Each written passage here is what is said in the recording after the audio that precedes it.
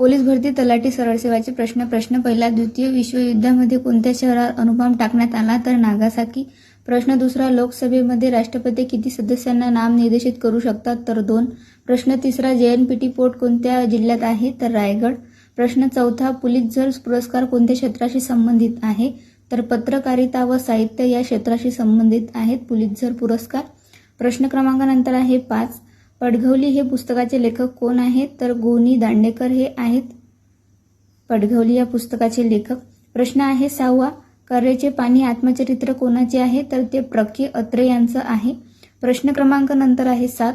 महात्मा गांधी यांनी खेडा सत्याग्रह कोणाच्या पाठिंब्यासाठी केला? तर शेतकऱ्यांसाठी.